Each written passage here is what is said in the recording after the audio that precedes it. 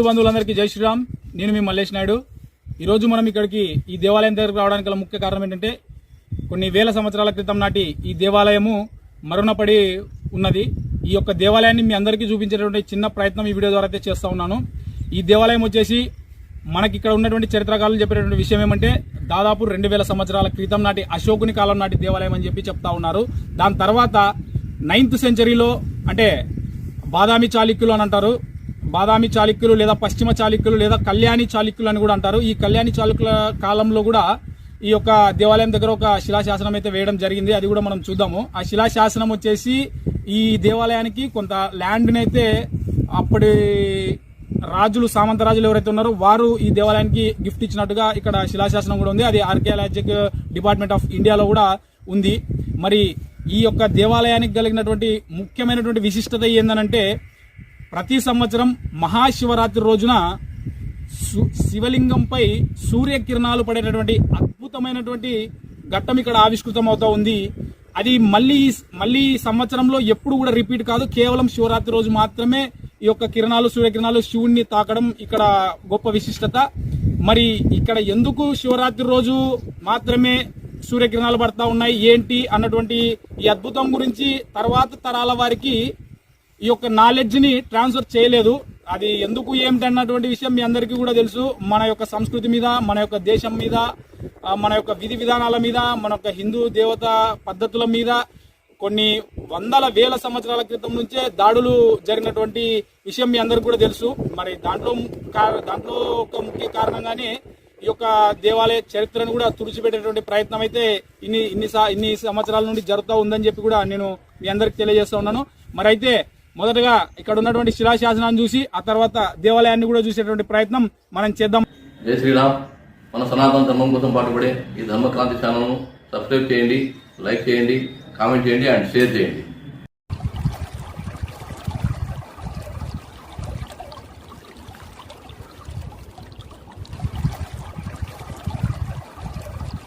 గంగా స్నానం తుంగాపానం అనే నానుడి.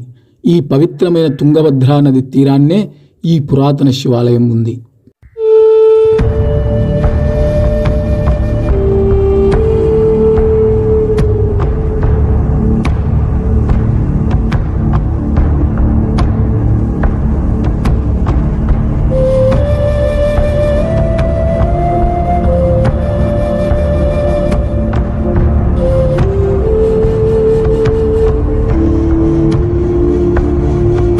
పూర్వజన్మం కృతం పాపం వ్యాధి రూపేణ పీడ్యతే.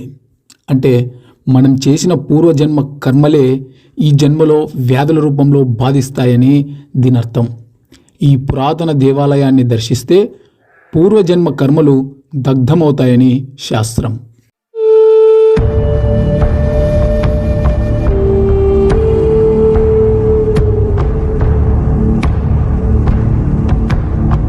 ఈ దేవాలయం అశోకుడి కాలం నాటిదని మనం ముందే చెప్పుకున్నాం కదా. ఈ దేవాలయానికి 9వ శతాబ్దంలో అంటే కళ్యాణి చాళుక్యుల కాలంలో ఈ దేవాలయానికి గురజాల దగ్గర కొంత భూములను దానం చేసినట్టు తెలియజేసేటటువంటి దానశాసనం ఇక్కడ వేయించినట్టు తెలుస్తుంది.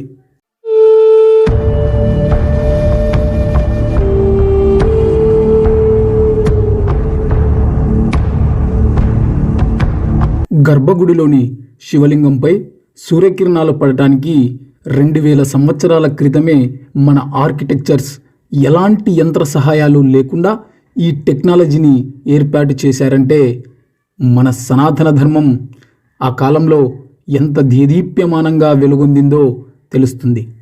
నేడు ఇది శిథిలావస్థకు చేరుకుంది.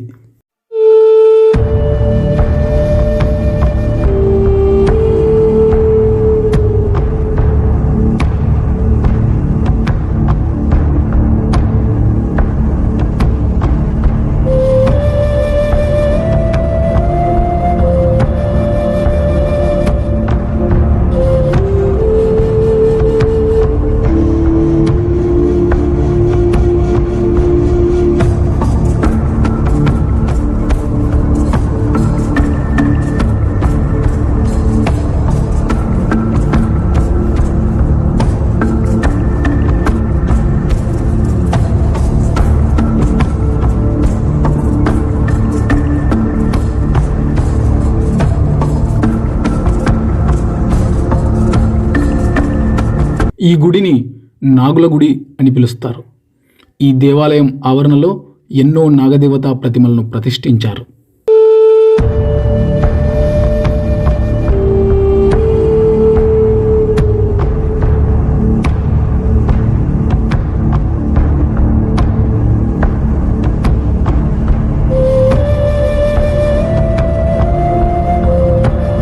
మనమైతే ఈ దేవాలయంలోకి వెళ్ళడానికి చాలాసేపు అయితే నిరీక్షించాల్సి వచ్చింది.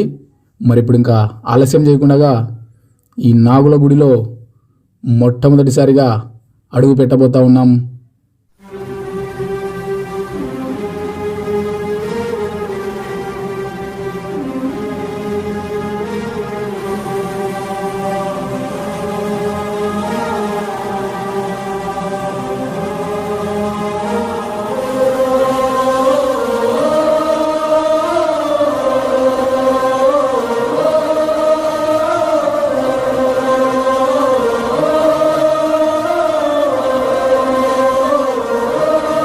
అద్భుతమైన శిల్ప సౌందర్యంతో నిర్మించినటువంటి దేవాలయం.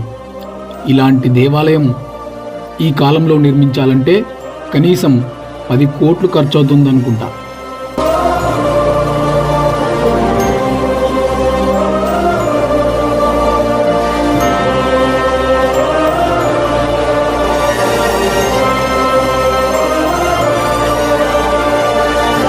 అయినా ఈ దేవాలయాన్ని నిర్మించే నాటికి ఈ భూమి మీద కొన్ని మతాలు పుట్టనే లేదు.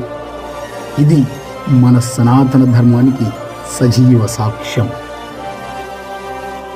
ఇక ఆ కైలాసనాథుడు రుద్రుడిని చూసేద్దామా?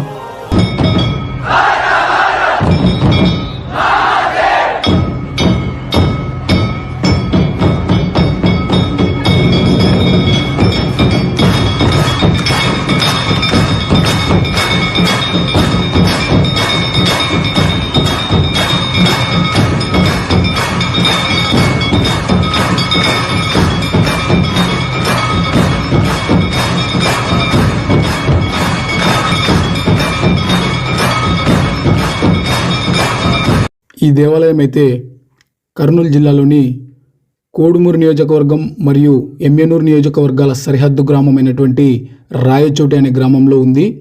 ఈ రాయచోటికి మనం చేరుకోవాలంటే కర్నూలు నుండి గూడూరు, యనగండ్ల, గుండ్రేవుల, తిమ్మందొడ్డి మీదుగా రాయచోటికి చేరుకోవచ్చు.